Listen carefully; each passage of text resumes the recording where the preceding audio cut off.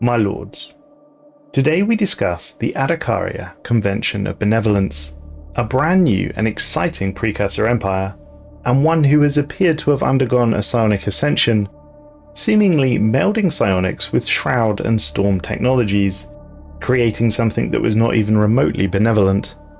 I shall detail the report on how we found them for you now. We picked up a series of strange electronic signals inside the Scorimax system. Preliminary data shows these transmissions could be upwards of 1,000 years old. Our crews are keen to find out their origins, and thus we are investigating further. And quite quickly we established that the strange signals that we detected within this system are originating from an ancient communication station orbiting the gas giant Scorimax 1. The messages appear to be old broadcasts from a forgotten civilization, and as a result our science teams are having some difficulty in deciphering them. They're suggesting that we board the station to interface with the transmission mainframe directly, and so onto the station we went. We found the ancient communication station still active. By boarding the site and directly interfacing with its systems, we hope to be able to decipher its previous broadcasts. It has all the markings of some sort of propaganda proliferation station. Boarding the station, however, did cause a few problems. Navigating the structure was quite difficult. While it's surprisingly well preserved, in due part to the advanced composition of the external shielding, the narrow corridors and low ceilings proved a challenge for our team. The interior of the outpost provided few clues as to the nature of its former owners, save for the large sheets of paper-plastic mixture decorating the walls. The posters depict a stylized imagery of individuals of an unknown organic species. Their appearance was notable, standing tall and resolute before a background of conquest and celebration. The visuals were clearly designed to instill a sense of pride and kinship. The transmission mainframe itself is just as much as a mystery. Initially, our engineers believed it to be analog in nature, akin to what we've seen in pre-FDL cultures. However, beneath the buttons and dials lay a complex arrangement of electronic circuitry, made from alloy yet unknown to us. Our scientists suspect the civilization may have skipped several steps of development in computing science, which explains the anachronistic mix of technologies. Nevertheless, after a series of trial and error, our linguists have now managed to decipher the first of many recorded broadcasts. The transcript reads, "People of the AdAkkaria Convention, I speak not to you as a leader, but as a friend and mentor. It could not have gone unnoticed that the days are darkening and the skies turn bitter. Even the stars themselves are hostile. But I have faith. As our benefactors had faith in us, I have faith in our purpose. I have faith in you. For centuries, our people have protected the stars from the worst of the barbarian hordes.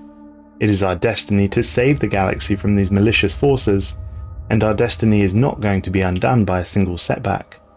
We will not be marred by the malevolent legions conspiring against us. I believe in our mission. The AdAkkaria Convention of Benevolence brings truth and freedom to all civilizations. It is our mission that preserves us. It is our fate that allows us to triumph and thrive. And so, my fellow friends, let us not give in to doubt. Mourn our losses, yes, honor the fallen, and then let us come together, as we always have done.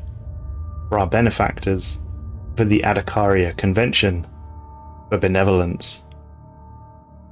Sorting through the data uncovered on the ancient station has proven a most daunting task for our linguists. However, several broadcasts have been flagged as particularly revealing. With some providing a glimpse into recorded conversations, they appear to be between three parties: a news anchor, a religious figure, and a doctor. We assume that this is a recording of an interview similar to what happens in our culture. The names, however, are quite alien in nature, but I shall do my best. Il Sapani Tuerthi, the news anchor, speaks. And to discuss the recent interference from the universal community, here is the most exalted professor, Akmani Sando, and doctor of all perceived existence, Emek Inia. Most exalted professor, what is your interpretation of Unicom's demands? To which the most exalted professor replies, "The demands are outrageous. The universal community continues to treat under-civilized worlds with the utmost disdain. But let me ask these self-proclaimed guardians of galactic morality, is it not more unethical to withhold life-saving technologies? To withhold those ideals that form the cornerstone of our triumphant society? How vile would we become if we allowed a world to speed towards its own demise and not reach out to save it? To which the news anchor responds, all excellent points. Doctor of all perceived existence, I imagine that you must be equally outraged at the Unicorns tampering with our destiny. The Doctor of all perceived existence responds, what I have to say now may shock you. Despite the stubbornness of the organisation, I think an effort should be made to study Unicom's constant... And oddly enough, it appears that the broadcast was cut off at this point. But not long after the first, we soon identified another broadcast we deemed just as noteworthy. Although clearly a dramatic work, i.e. some sort of sitcom or play script, this did provide us with some useful context for our investigations. In this clip we appear to have two lovers, who are having some sort of disagreement. It starts with the protagonist, AdAkkaria Convention, who states, it has come to my attention that you visited Entula Saman again last night. I thought you had forsaken them in favour of our love. To which Enelka UT responds, I assure you it was merely a courteous visit. Know that I am committed to you and no one else. Actimian responds, that is what your mouth says, but your mind, it tells me something else, something different. Enelka is shocked and dismayed. They respond, no, not you too. Yes, I too. I discovered my psionic gifts just last night, and what I imagined would be a joyful exploration of our deepest feelings became one of despair. There is treason in your thoughts. Enelka responds one last time. You don't understand. My mind, I cannot help it. I cannot help but see this path as rational. Oh Ruan, if only your new psionic gifts allowed you to read my heart instead of my mind. Quite revealing indeed, my lords. It would appear that the AdAkkaria were in the process of developing psionic powers, ascending, but not altogether. Quite revealing indeed. Further to the sitcom, our linguists have also translated several more news items. They believe that this broadcast in particular is worth paying attention to. Reports coming in from the Halios system draw an increasingly dire picture. The cowardly Solfani Authority ambushed our brave Enlightenment forces. Nevertheless, our exalted leadership has stated that the process will not be interrupted. As quoted, our patrons did not give up on us, and neither shall we leave any undeveloped civilization behind. Rumours have also surfaced of a possible collaboration between the wicked barbarian authorities and representatives of Unicom. Unicom's ambassador, however, denies the interstellar community communicated with any of the barbarian oppressors and states that this is yet another instance of convenient paranoia from our exalted leadership. But with or without powerful allies, the Solfani Enlightenment process is in a critical state, and it will not be easy to turn this around. But, unfortunately, the rest of the broadcast was too corrupted to be deciphered. Our engineers have already created a copy of the database, and in time we hope to recover more information from this long-forgotten civilization. And this was the state of play for several decades. However, upon the passing of a freak cosmic storm in the Wilko system, a site of possible archaeological significance was uncovered on the 6th planet. Early scans indicated a devastatingly unstable atmosphere where vast planetary storms dominated the landscape. Our science teams would never have expected the remnants of civilization on a world like this, and we believe that we can learn much from investigation. As such, we've prepared a landing party to investigate the planet further. Our team arrived safely on the planet and quickly got to work surveying the new surroundings.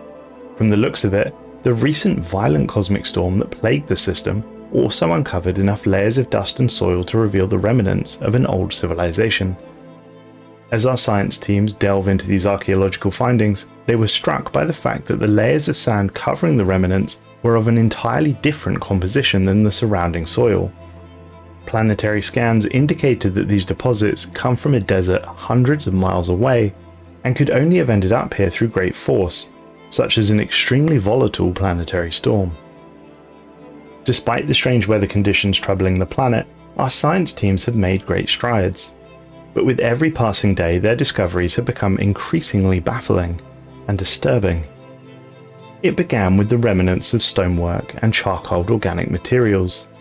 Then, torn fabrics, leatherwork, vests layered with polymers, and eventually organic remains of the planet's former inhabitants. Body after body was uncovered, their dissected organs filled with sand, and their nails worn down from struggle. Each corpse was outfitted in heavy pre-FTL military equipment and armed with projectile weapons. What we thought was an abandoned city was in fact a mass grave. It was possible that these specimens may be eons old, but due to their complete isolation from ultraviolet radiation and reactive chemicals, both the organic remains and gear have been meticulously preserved. What happened to them remains unknown. The findings on this world continue to disturb us. Our lead scientist, Hu Zhang, believes that the location is unlikely to have been a burial site, as the aliens appear to have been in good physical condition until they were suffocated within the sand. What's more, we have also uncovered a number of weapon installations capable of launching heavy ordnance. Surprisingly, they are not aimed at the surface, but instead target the depths of space itself. Whatever enemy these people were facing likely came from the stars. Sadly, our theories regarding the strange mass grave that we found have led to no useful conclusions. The only remaining lead pertained to the origins of the sand that swallowed the army whole. After performing a series of immensely complex calculations and simulations, we have determined that the very storm which brought the sands here continues to rage elsewhere on the planet. A small expedition force has set out to explore, and a violent tempest greeted them, its brutal winds having carved out a deep recess in the ground. If any answers are to be found here, they are no doubt contained within the abyss, right where the eye of the storm finds its home. Navigating the site was difficult and required the utmost skill and attention. However, in the centre of the crater, and amidst the raging storm, we discovered a most unusual skeleton. The remains here are as ancient as those within the mass grave, though both the phenotype and genotype of the body are entirely different from the corpses that we found there. The skeleton's uniform was surprisingly well preserved, and it too showed significant differences in design. There were also signs that some of the appendages were deliberately removed, but most curiously were the readings from our sensors. We detected energy fluctuations around the body and from within, and these signatures bore a surprising similarity to those inside the massive storm, as well as to the cosmic storm that originally uncovered the mass grave. A theory began to form. Was this individual linked to the storms that we've encountered so far? Might they even have been responsible for the burial of the army? It seemed quite bizarre to consider, but the facts were certainly leading us this way. Cross-referencing the uniform symbols within our database produced a baffling result. The body belonged to a citizen of the AdAkkaria Convention, the very same civilization whose broadcast station we explored not long ago. To our even greater surprise, the uniform, the age of the body, and the information from the broadcasts painted a surprisingly cohesive picture. We now believe that this was the world mentioned by those broadcasts.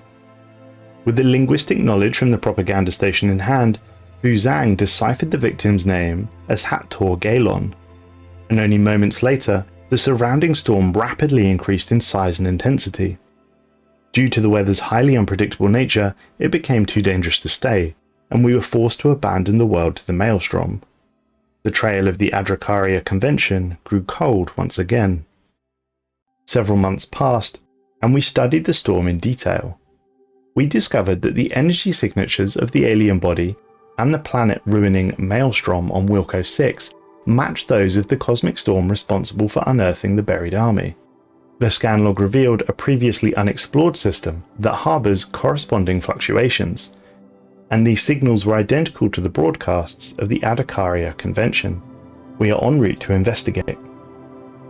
We've entered the new system and identified ruins and strange energy fluctuations in the area that obscure a massive naval graveyard. This necropolis of polymer and metal may harbour a vital clue to understanding this lost civilization. Ships of all kind are laid to rest here, everything from oblong wooden vessels to crystalline arcs of the cosmic and ethereal. Many share similarities with the imagery found in the transmissions and logs on the broadcast station. We suspect a confrontation took place here between the Convention's fleet and that of the Unicoms, the galactic peacekeeping force from millennia ago, and yet, while these ships are beyond repair, they do not appear to be marooned by any common weaponry, nor by malfunction or similar disasters. Instead, the hulls and interiors appear to have been ripped apart, as if assaulted by a massive shredder. Our engineers carefully recovered databanks from the graveyard vessels. While much of it was ravaged by time, one AdAkkaria database has survived. It reads, "We have been waylaid. I repeat, we have been waylaid. Unicom demands we cease our elevation of the Roku Korea primitives or face elimination. Please respond. If we do not retreat, we will be destroyed. Please at least send reinforcements." These poor souls received a simple reply. Negative. Your sacrifice will be noted. It would appear that they were abandoned to die. As our linguist translated these new broadcasts, we made another astonishing discovery. There was a frozen body floating in the center of the mass graveyard. While much of the corpse had withered, its attire is that of an officer of the Convention. Curiously, a corona of small debris was in orbit around the body, as if it exerted some sort of gravitational pull on these objects. The remains are being brought aboard for further analysis. Translation of the frozen body's name tag reveal him to be an AdAkkaria member named Alata Landia. Much like the corpse found on Wilko 6, several of his appendages were surgically removed before death. However, in this case, his body was also badly burnt. His torso especially showed extreme signs of heat damage, as well as a slow and surely painful recovery. Our scientists have come to the unfortunate conclusion that these wounds bore disturbing similarities to the pre-FTL methods of extracting information from unwilling participants, i.e. torture. We wonder, was this a war veteran, or did something more sinister happen to him? No sooner had we identified the nature of these wounds, our vessel's instruments experienced a sudden, sharp power surge, and Hu Zhang began to scream. Much later, he would describe the experience as a searing of intense light, followed by a wave of devastating pain. It was as if something was trying to crack open his mind, from the inside out. During this time, we briefly lost contact with the science vessel for several minutes.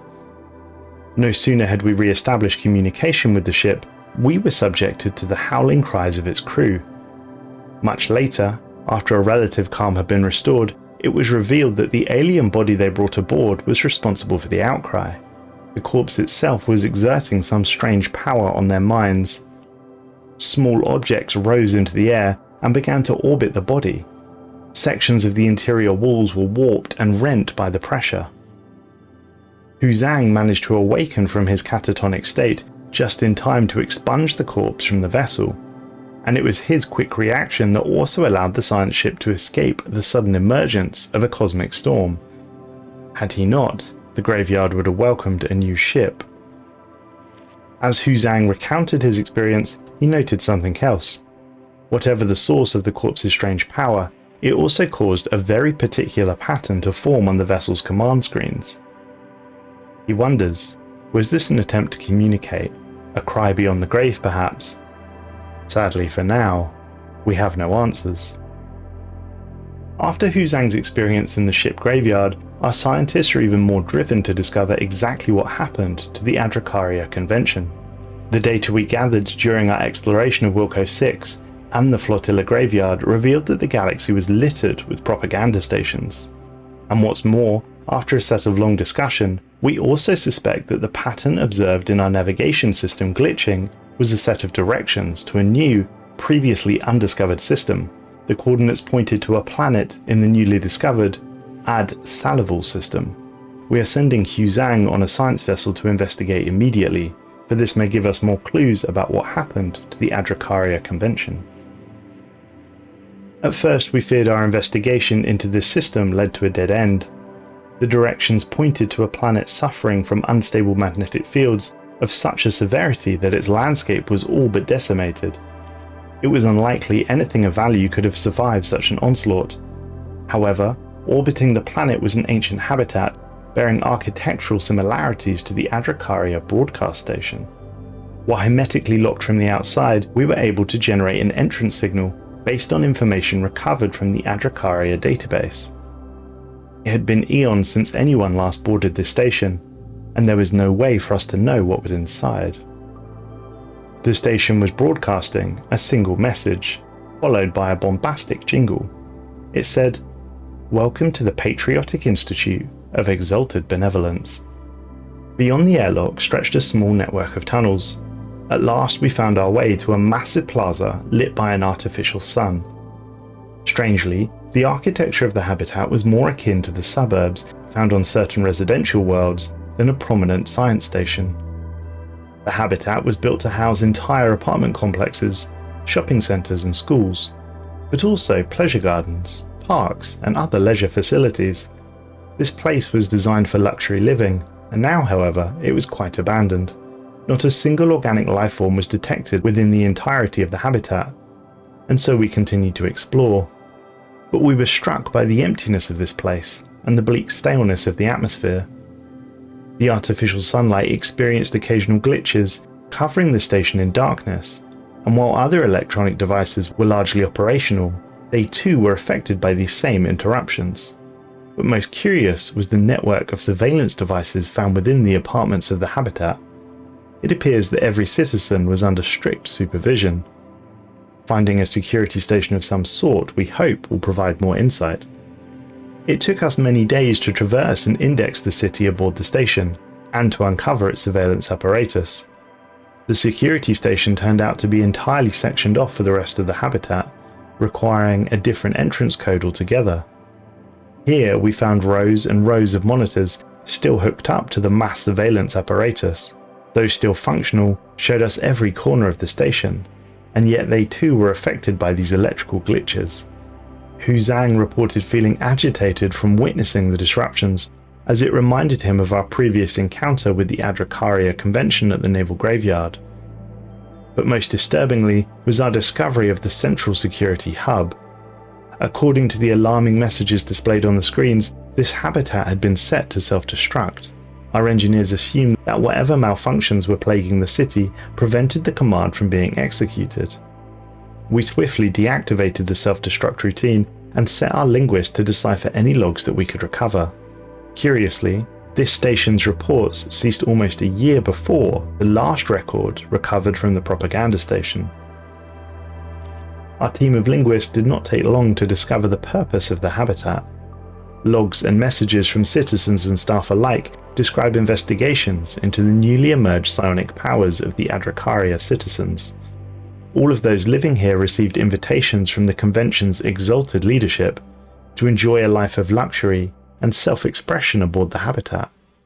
In return, they agreed to participate in the station's ongoing experiments. Most of the citizens were keen to join the program. The security logs show that many were disabled war veterans. They were promised care, financial assistance and pardons for any outstanding legal issues that they may have had. What's more, the station's personnel list contained a very familiar name, Alatia Landir, a scientist and disabled veteran whose amputated body was the one that we recovered at the Naval Graveyard. We deciphered one of the last messages that was sent from the habitat.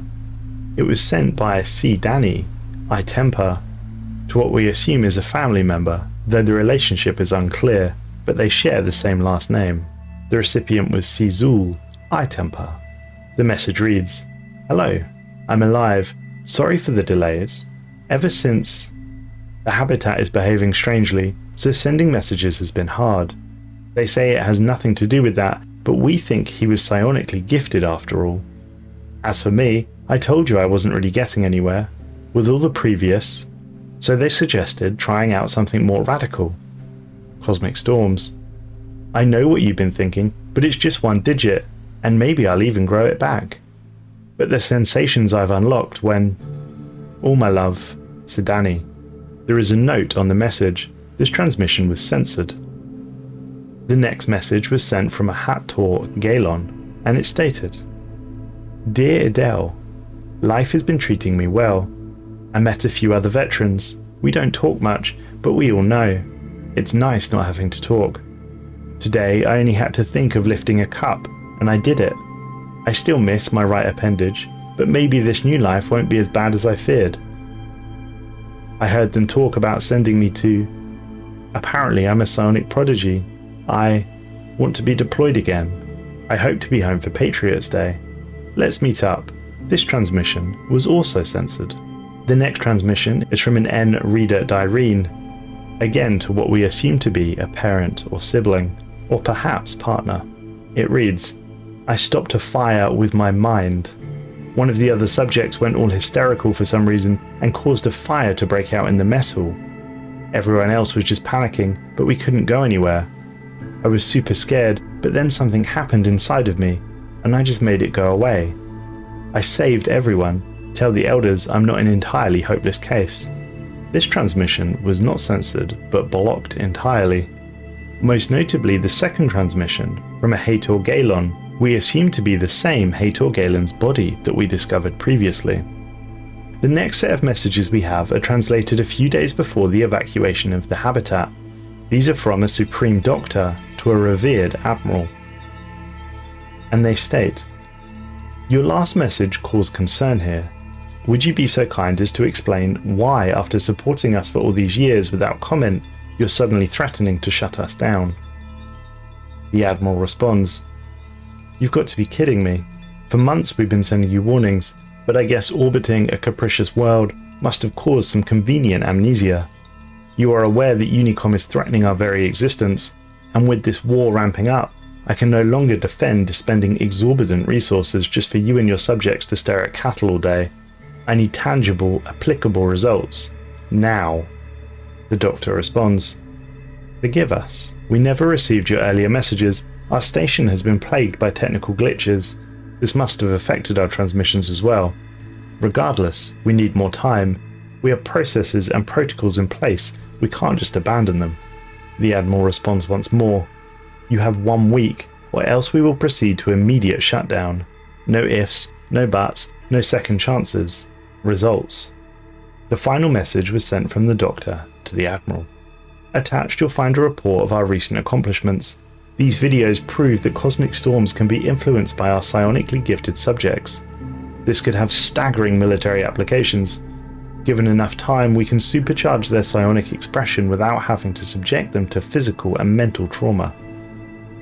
Sadly for the Doctor, the transmission failed to send. We did, however, find one last message. This one was an internal message, however, and was the last recovered message from the station. It reads, Dear colleagues, I address you with a heavy heart. Exalted Command has decided to cease all operations inside the Patriotic Institute of Exalted Benevolence.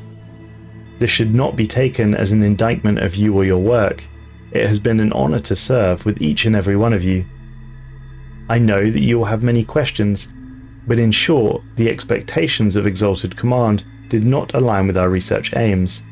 As for our citizens, Exalted Command invited them to join the program at the Patriotic Institute of Celebration on adSul. You will find a full personnel list attached below.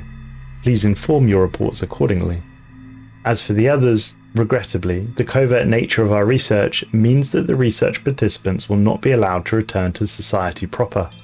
Exalted Command promised to send a special unit to take care of them. You will not need to see to this yourselves, which is, in its own way, a blessing. Their relatives will be compensated to the fullest. Signing off, Supreme Doctor. Alata Landia. The attached list, while partially corrupted, mentions the subjects Hator Galon and Ryder Doreen, and it appears that they were both transferred to the AdAkkaria Convention's capital of adSul. The coordinates to this world are now in our possession, and thus we set course to the Convention's homeworld. With luck, we will find something quite wonderful there. Upon entering the adSul system, it became apparent that it was engulfed in a particularly dense cosmic storm. We did everything possible, but getting to the planet proved to be a much bigger challenge than anticipated. And in a most bizarre turn of events, the storm hailed us. A message was repeated by the storm, and it came through over and over again. It simply said, "Speak our names." We attempted to respond, but got little but garbled rubbish back. The key message continued to be repeated. "Speak our names." Over and over it repeated. We asked several questions before getting any results. We asked them where we could find the names it wished us to speak, to which the message changed. It said, "Celebration," over and over again. Our sensors, however, pinged a change in the storm, and a small part of the planet, adSul, the planet that we had come here for, was revealed to us. Between the remnant clouds stood a massive complex, abandoned and yet strangely unaffected by time. Scans revealed organic matter on the inside, and rising before the immense building was a series of banners bearing a single proclamation. It is time for celebration. The empty halls of celebration revealed nothing more than the dust of ages. The propaganda posters, forever exalting the valor of the AdAkkaria Convention, were all that was left of the once thriving and feared empire. However, our linguistic efforts are already paying off. Security was merely a suggestion, and the mainframe gave up its secrets easily. The logs that we recovered were bustling with activity right up to the last of the propaganda station's broadcasts. And on that day, the AdAkkaria Convention simply ceased to exist. With a hint of dread and curiosity, we delved into the subterranean levels of the compound. A sprawling, carefully planned web of laboratories greeted us. Our unit split in two. One half was sent to investigate the laboratories for more insight into the purpose of the celebration. The other continued its descent. Our scans insisted on the presence of organic material, and it didn't take long to uncover why. The lower levels of celebration were given over exclusively to observation cells.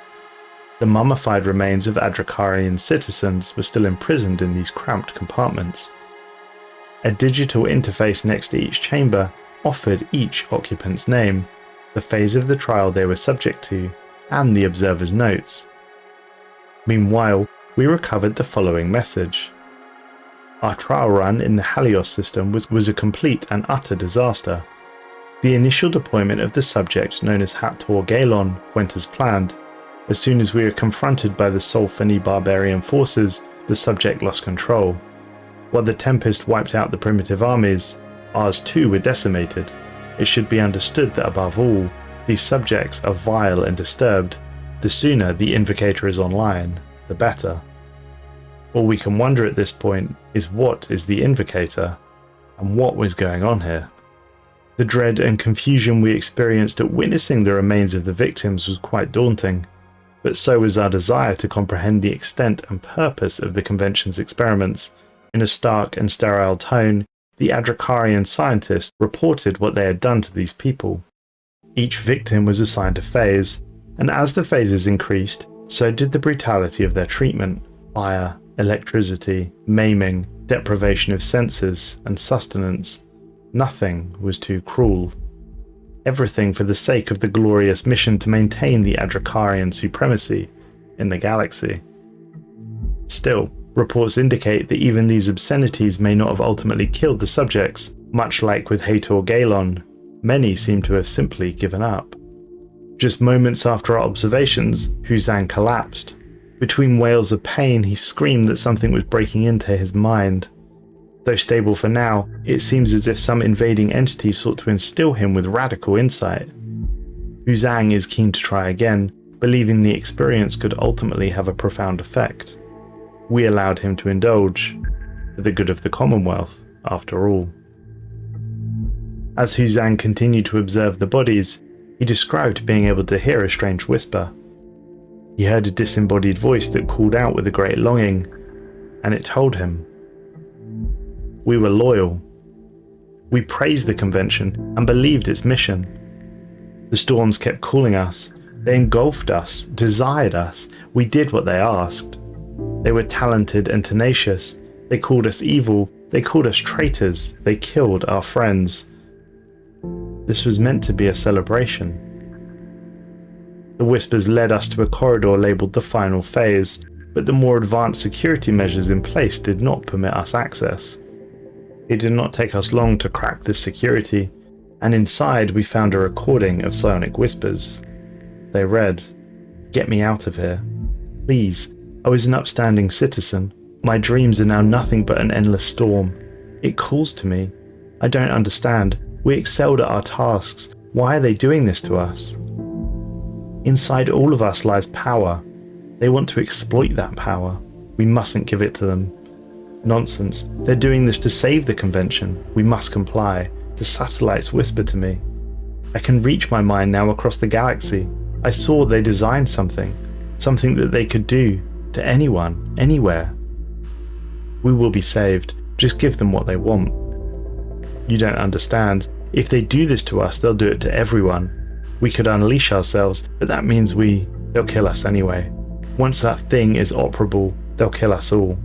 I'm scared. I don't want to die. I want to live. Please.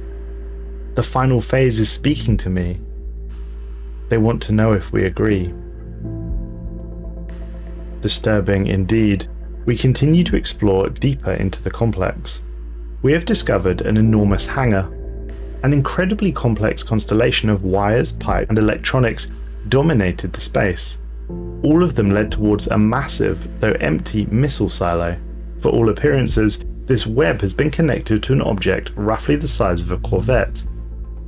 Logs state that this place was used to assemble an apparatus called the Tempest Invocator, and that it had been deployed successfully in the adSul system.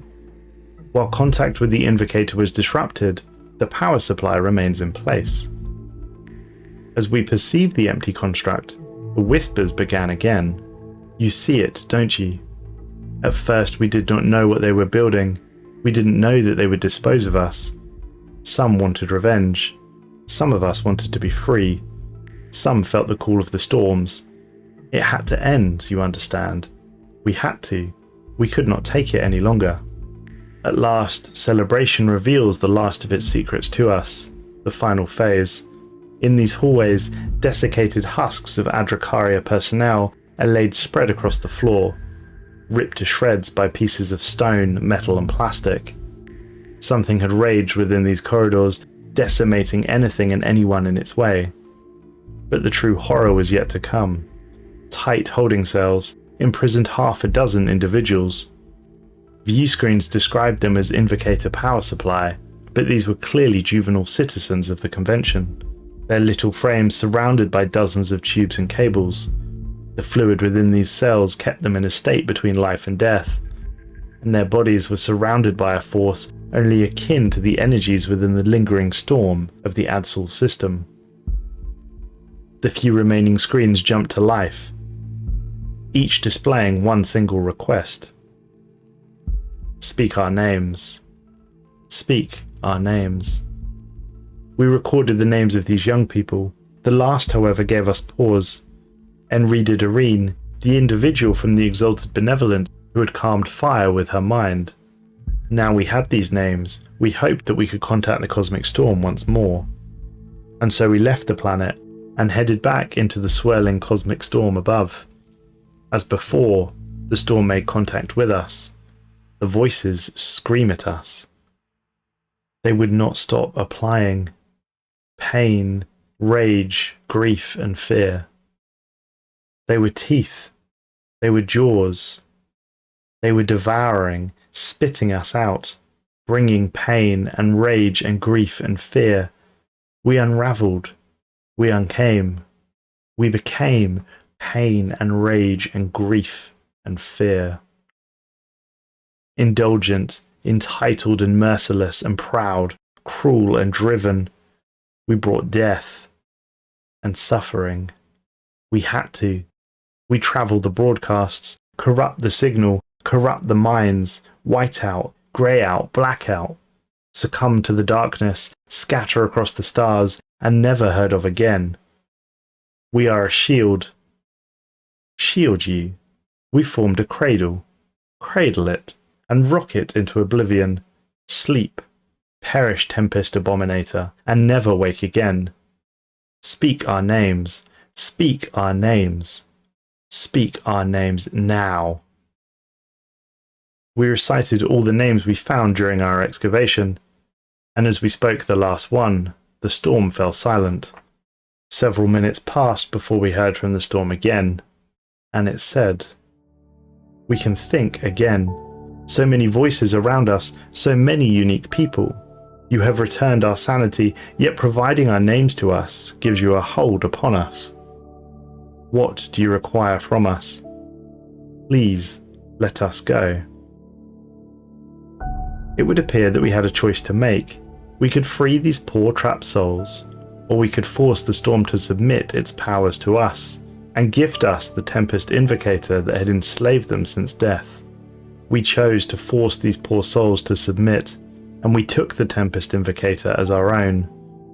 The rage of the spirits were heard throughout the cosmos, a psionic shockwave of pain, rage, grief, and fear. Hu Zhang, who had been the lead scientist throughout this ordeal, was caught whispering, "Rave all you want, our forever servants," though he would later deny it.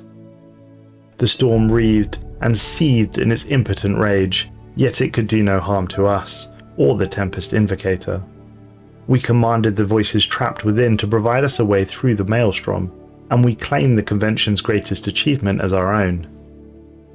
The AdAkkaria homeworld would remain unobtainable to us, but the words of the storm's bellowing remained in our minds. Pain, rage, grief, and fear. A dark end to this story, my lords. However, we do now have access to an incredibly powerful cosmic relic, one that for the life of a scientist will allow us to generate a nexus storm and target it towards any star system we wish. This power is not to be underestimated. Dare we invoke the Tempest Fury inside one of our best and brightest?